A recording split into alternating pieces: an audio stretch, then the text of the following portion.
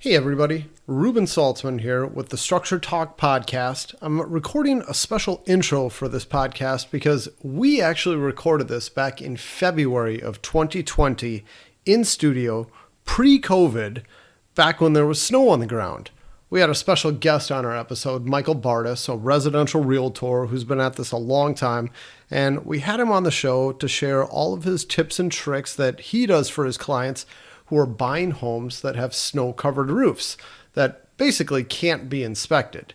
And he shared a lot of good info with us, but then before we had a chance to air this podcast, all the snow melted, and it never came back for the year.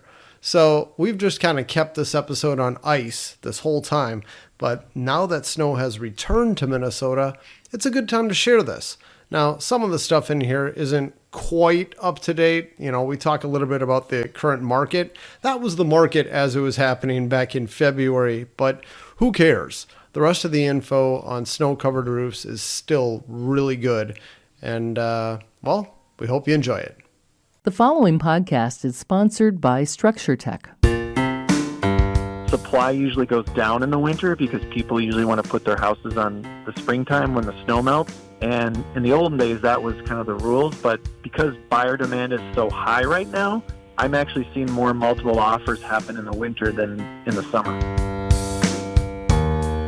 Welcome everybody to Structure Talk, a Structure Tech presentation. My name is Bill Ulrich alongside Tessa Murray and Ruben Saltzman. And on today's episode, we're going to talk about buying houses in the winter. And we have a special guest with us, Michael Bartus, Realtor from the Minneapolis area. We're going to get Michael up and running here pretty quick. But on today's episode, what we want to talk about, what are the risks of buying real estate in the wintertime? We want to look through the lens of a realtor and we want to look through the lens of a home inspector and try to distill that out to see what the client, kind of information the client gets from us as we're working through this process. And this was inspired by a question that we got during our live session. Someone said, hey, I'm down in Tennessee. What do you guys do in Minnesota when roofs are snow covered? How do you even inspect them? And we said that sounds like an episode all on its own. Mm-hmm. So that's good pod. That's good pod. So let's bring Michael up here and have him introduce himself. And Michael, can you go ahead and tell everybody who you are and what you do? Hello, I'm Michael Bartus, residential realtor with Sotheby's International Realty, and I cover the Twin Cities area primarily and also western Wisconsin. Got you. Great. How long have you been in the business? I've been a realtor for 15 years, but I grew up in a building and real estate family, so used to go to all the different construction processes, from digging a hole to putting the final nail in to having me clean up the houses during high school. So I'm very familiar with the entire building process, good and bad. So what percentage of real estate transactions do you think occur in what I'd consider the off season up here in Minnesota, anytime after the 31st of October and before the snow has melted? What kind of percentage do you think goes down in that time of the year? Yeah, I would say about 20% of my business is during the slow time of the year, during the winter. We've had an anomaly kind of happen here in our local Twin Cities market over the last 3 years because of supply and demand. Supply usually goes down in the winter because people usually want to put their houses on the springtime when the snow melts. And in the olden days, that was kind of the rules. But because buyer demand is so high right now, I'm actually seeing more multiple offers happen in the winter than in the summer. Oh, wow. In our houses, are you pricing as aggressively as you would during the summer in the off season? Yeah, pricing just as aggressively. And a lot of times when I look back at comps, I just sat down with a client today. The comps were actually higher during the winter months than they were in the summer months. Crazy. That's interesting. So it's very counterintuitive to what you would think. Yeah. Because a lot of people will ask me, Michael, when's the best time to sell my house? And I say now is the best time. Huh. I like that. Yeah. Right now. Yeah. Right now. I'm available this afternoon if you would like a competitive market analysis, right? So, okay, so you're sitting down with clients, they're looking to purchase a house. How do you talk to them about risk at this time of the year? What's your approach to dealing with the wintertime buyer? That's a great question. So wintertime buying is very different than the summer because in the winter you can't see everything. And the biggest thing that comes up is you can't see the roof, and that's a very large expense. And you also have different things going on in the attic with maybe ice damming or frosting up in the attic. And then you also can't see the yard. And I don't tend to worry about the yard as much as I do the roof. Okay. Mm-hmm. All right. I know when it comes to home inspection companies and insurance claims, roofs are a big deal, right? So when it's covered, you have to be like, we were unable to inspect that. Yeah. Yada, yada, yada. And Michael, I mean, I wanted to have you on the show because before we did this show, I just called Michael and I said, hey, can you just give me some tips? What do you do to help mitigate risk for your clients during the winter time when you know they're going to be buying a house that's snow covered? How do you mitigate that risk? And Michael had all these things he started listing out for me. And I said, you know what? No, I'm not going to try to repeat this. You got to share this on the show because this is gold. This is really good information. So Michael, can you kind of share with us what your process is? What do you do for your clients? Well, first of all, I always have them, or try to have them use Structure Tech first and foremost to conduct a home inspection. So, little plug for you guys. But a lot of times your inspectors can't go up on the roof. Obviously, with snow up there, it's very dangerous. And so the roof is a wild card at a question mark. And so what we have to do is we have to lean a little more heavily on some items outside the actual inspection. And where I first start would be looking at the seller's property disclosures. And most of the homes in Minnesota, the seller will fill out a form. You know, how old is your roof? Have you had it replaced? Have you had any insurance claims? So I kind of start there as a basis. And if it looks like it might be an area that maybe had hail damage recently, and I generally know where those areas are, I'll actually have my client contact their insurance company because if they're going to buy this home, they're going to have to get homeowners insurance. And the insurance industry has like a central database that they're able to go in and see if there's any current or past insurance claims that are maybe open or closed, but we can at least look there, see if there's anything that's going on with the roof. I'll also look at the city permits to see if any permits have been pulled, and then who actually did the work. I've had cases where it was disclosed that the roof was new, but they had a couple buddies and a couple cans of beer, and they did their own roof repair themselves. And so I learned the hard way when the shingles started coming off of that roof 2 or 3 years later that you really need to do more research on a roof, especially in the winter. Okay. So, and have you ever been burned where it's like you got the information that the roof was new, you proceeded with the purchase, your clients bought the house, and then shingles started blowing off? And what happens? They come back and they call you, the realtor, and they're like, hey, Michael, it's 3 years later and I got shingles blowing off and it's your fault. Does that happen? You know, in this case, I mean, I did have a really great relationship with the client, and they were aware of the risks of buying in the winter. And so, we were able to have a reasonable discussion about it. Fortunately for her, she was able to just get some of the shingles replaced and nailed, so she didn't have to do an entirely new roof. And, luckily in this kind of hot real estate market, buyers are buying homes even though they're aware that the roof might be bad. That people want houses bad enough, they're willing to sign up for even a bad roof. It's kind of the situation when we bought ours 20 years ago. The ceiling was falling down, and we had to take some risks. I mean, it was as is. We are not doing anything, and whatever you get is what you get. I mean, like, fine. And it was terrifying, but it was the best decision we've ever made, right? Like, we got great neighbors, and we got a great property, and so on and so forth. So there's other mitigating factors where you can look beyond some of these potential problems. Is there anything else you want to share with us that you have conversations about with your clients when it comes to wintertime buying?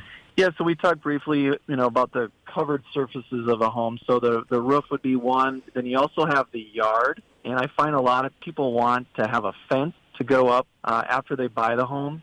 And a good idea to do that is to actually get a survey and put a contingency in your offer that it's contingent upon the survey, just so you know what the true property lines are, so that when you do decide to put up a fence, you don't have any issues when you go to do that when the snow melts.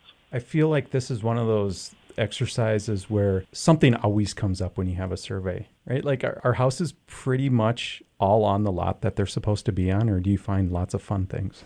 I find most lot lines are pretty close to what people say, and for some reason in Minnesota, we generally play nice with our neighbors, and we just share each other's yards. I mean, when I grew up as a kid in the Twin Cities, we used to play football, and we spanned 3 or 4 yards, and no one had fences, and that's just kind of what you did, and that's kind of a Minnesota thing. In other markets like San Francisco or New York, everyone's kind of land grabbing, and so every house seems to have a fence. So I think in Minnesota we're really unique in that surveys aren't normally part of the buying process. It's not really part of even the title process. They'll do a visual survey, but they won't really do stakes in the ground and do a true survey where you really truly know where the property boundaries are. And that's really unique to Minnesota. So if you're going to buy during the winter, getting a survey is also not a bad idea, especially if you plan to put up a fence when the snow melts. Great. What does it cost for a typical survey? Surveys cost about $500 to $750, and it really depends on how busy they are. It's kind of a supply and demand thing, so sometimes you'll see people getting away with a little more charging than other times of the year, but we've found people to be around that $500 to $750 range. How long does it take to get the results back? Takes about a week usually to get them that's back. Not too bad. Michael, you've been doing this for 15 years and you really know what you're doing and you're savvy and you've got all these great tips for how you handle these challenging situations, especially for people buying houses in the winter. How do new agents learn this information? Because, not all agents know that. Like, is there some sort of training process or, is there any way to know when you're looking for a real estate agent, Oh, Tessa, that is so good because I feel like this is so much like home inspections. I mean, Yeah, you can go how through do you find a good quick real little estate training agent like process, you? But Yeah. until you've really screwed a lot of different things up and you've learned from a lot of mistakes and you've changed your process, how do you do all this? Yeah. How do you know what you know, Michael? Well, it's a lot of trial and error. I think it's a lot like the inspection business. You make some mistakes along the way, and unfortunately, sometimes it costs you money out of your own pocket to learn the hard way. And so if I'm looking out for my client's best interest, which is what I'm supposed to be as a fiduciary, I mean, that's what we are once we go under contract with our clients. Fiduciary and agent, meaning working on your behalf. So I am your eyes and ears. And there's a lot of things that people don't know when they're buying a home. The realtor is supposed to know all this stuff, and it's the realtor's job to let the buyers know what they don't know. And I find a lot of the newer agents don't know a lot of this stuff, and I'm always happy to share my knowledge and information with other agents when they're on the other side of the fence. When some of these bad things pop up, we're all in it to get a house sold, right? If I'm a buyer's agent, I want my client to get the home. The listing agent wants their client to get their home sold. And so we're all trying to work together as a team, and hopefully we can kind of work through it together. And I always try to help the other agent out if I can. If I see or hear that they don't kind of know what they're doing, I might actually just go out and give them some tips and tricks. If they're open to that, hopefully. Yeah, sometimes they're not. There's a lot of ego in our industry, and some people are open to constructive feedback or criticism.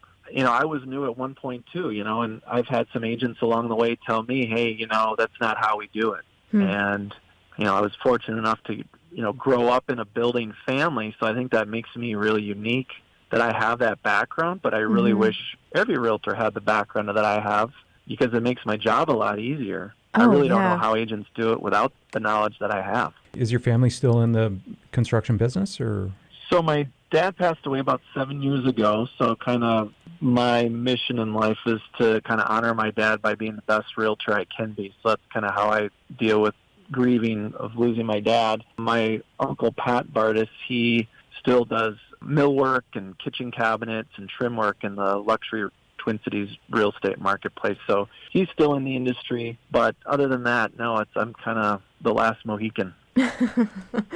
Well, Michael, thank you very much for your time. It was some good wisdom you shared with us. Ruben, let's dive into this from the home inspection side. How does our process change when it comes to a wintertime inspection? If the roof is snow covered, we got to write it off. We cannot inspect the roof, but it doesn't mean that we don't give it our best effort. We still do everything we can. And I say this because I have found a lot of homes where the roofs were completely toast and they were snow covered, and I was still able to figure it out. And if I had just stayed on the ground and I said, it's snow covered, there's nothing I can do, then I would have missed a roof that was completely toast. My trick is I'll leave my ladder up against the roof where I'll find a south-facing side of the roof where it gets a little bit more sun. And I'll get up there and I'll brush a bunch of snow off and just look at a little area. And it's always going to be the worst area. It's always going to be the south side that I'm trying to get at. And if those shingles are all curled up and nasty and the granules are all gone, I can say, look, you got some serious issues with this roof. You're probably going to need replacement. Something I couldn't say otherwise. Now, if I get up there and brush off some snow and it all looks fine, I'm going to say, I can't see the roof. it's snow covered. It's not me blessing the other 99% of it. That's important to delineate there. Yeah. Yeah. Yeah. I'm not saying your roof is good. I'm just saying it's snow covered and I can't see it, Can't but see I it. can find a bunch of issues doing it this way.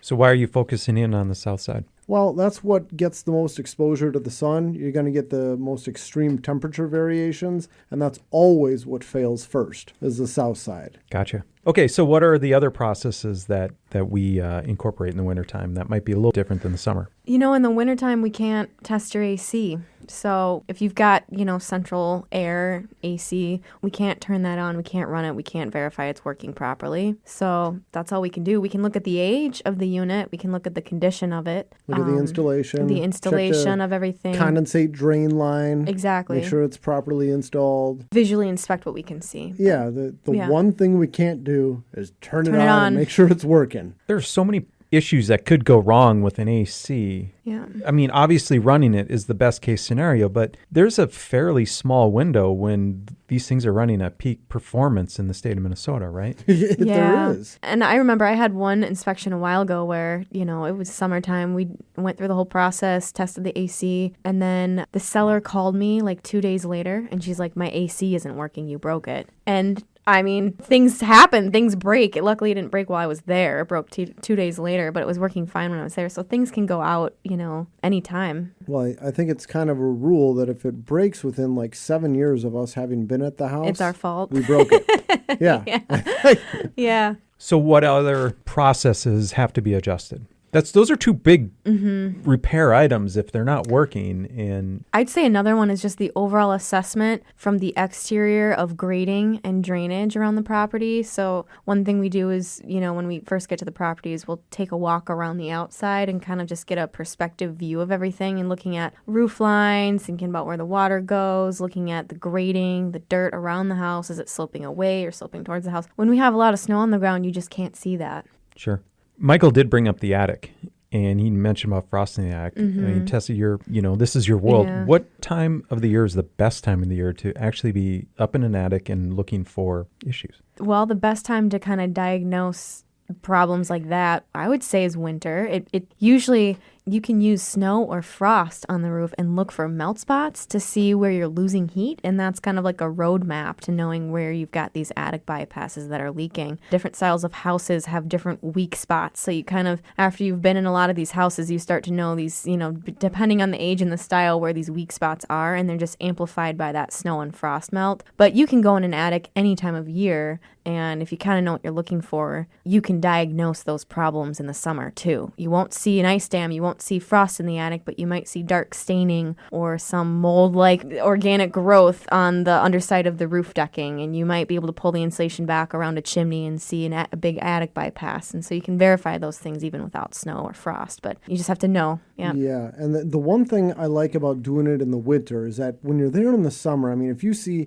rusted nail tips and signs of previous condensation, what if they just fixed everything that was causing that 3 months ago and they had their attic re-insulated? I mean, you don't know that. All you can say is that there's signs of previous problems. But when I'm up there in the winter and it's -10 outside and everything's covered in frost, I'm not guessing. Yeah, it's I'm a not saying current you might problem. have an issue. I'm It's saying, a current problem. Yeah, exactly. Yeah. I like the confidence there and just being able to know this is what's going on. Yeah, that's true. So my ideal attic is going to be, it's below 0 outside when I get up in that attic. And it makes it so much easier to find attic bypasses with your infrared It camera. does. I didn't even mention that, but yes. Amen. Yeah, I love attics. The colder the better. Not only that, but I'm more comfortable when it's really cold. It's great being in an attic that's not 120 degrees. Yes, yes. So there are some offsetting factors here. At least, people get really freaked out when they have water leaking out of can lights in their house. And if we can discover these kinds of things in the wintertime and tip them off, there's a really good chance if it's 20 below one night and 2 days later it's 30 above, those quick turnarounds, you'll have that kind of stuff happen. And that's when the phone lights up and people are like, why is there water leaking through my ceiling? Is my roof leaking? No, your roof's not leaking. You have condensation that has begun to melt. Or you have frost that has turned into water and now it's running out of your lights. Yeah, you got a building science issue. I've seen a lot of those, and it tends to be in like new construction where people get really, really upset about that. Like, they buy a new house, they expect that because it's new that they aren't going to have any problems with it. And so when they do have that water leaking out of their lights in their ceiling or down their wall, then they just get really whipped up about it. So otherwise, processes are similar. We're moving through the home inspection at the same pace. We're looking at the same items. Yeah, and it just takes a lot longer because in the winter, it's just you got to get all bundled up. You got to get gloves and boots, and it's just slow walking around. Everything takes us a lot more time. I mean, but the good news is we don't charge anymore during the winter. I know. We still charge the same price. We don't charge extra for really hot or really cold days. Yeah. All right, everybody, that's a bunch of great information. And so you can feel confident buying a house in the wintertime. I'd do it. Yeah, I'd do it too. You I just would can't too. feel confident about the condition of the roof covering Yeah. or the AC. I mean, those are going to have to be unknowns most of the time. Yeah. Yeah. Life is risky. Okay, so let's just keep it at that. Thank you, everybody, for listening. This is Structure Talk, a Structure Tech presentation, and we'll catch up with you next time. For more information on how we can provide you with the right information about your home before you buy or sell, contact us at structuretech.com.